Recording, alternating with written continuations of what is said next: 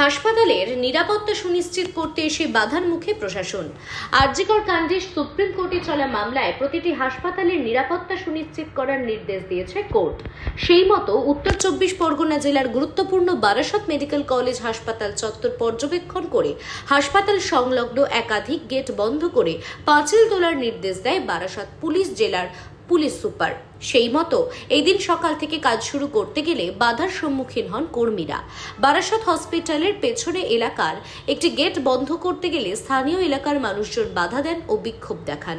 পুরো ক্যাম্পাসটাও ঘুরে প্যাট্রোলিং করে দেখেছি। We have also identified and visited all the blind spots যেখানে ইলুমিনেশন একটু কম আছে, ওগুলোটা রেজ করা আছে। আর ভালনারেবল এরিয়াস বা ওপেনিংস যেখানে রয়েছে ওইগুলোটাও আমরা দেখেছি। আর এবার প্রতিদিন একটা স্কেডিউল করে মানে রেগুলারলি আমার উইনার্স টিম হসপিটাল ক্যাম্পাসে প্যাট্রোল করবে। তো ওই হিসাবে আমরা তারপরে অনেক জয়েন্ট ইন্সপেকশন হয়েছে এর আগেও। আমাদের রাস্তা যেরকম খোলা আছে সেরকম থাকুক, আমরা চাই না কোনো রাস্তা বন্ধ করতে, এদিককার রাস্তা। কেন আমাদের এখান দিয়ে কাজীপাড়া থেকে রুগী আসে, আমাদের এখান থেকে অনেক মানুষের এখানে অসুবিধা। একটা মানুষ মুমূর্ষু রুগীকে আমরা এখান থেকে নিয়ে যাই তাড়াতাড়ির জন্য, যেহেতু আমাদের হসপিটালটা কাটছে।